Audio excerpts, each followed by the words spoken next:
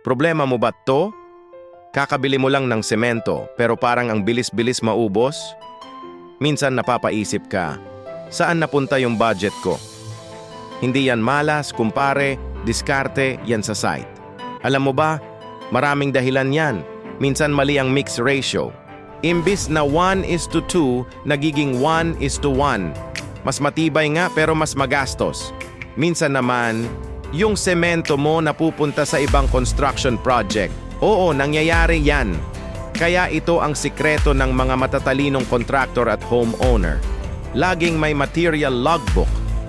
Dito mo sinusulat lahat ng pumapasok at lumalabas na materyales. At syempre, kailangan din ng gate pass system.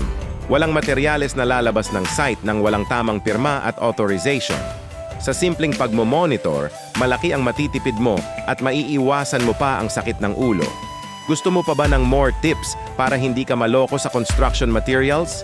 Follow and subscribe for more. Ingat sa pagpapatayo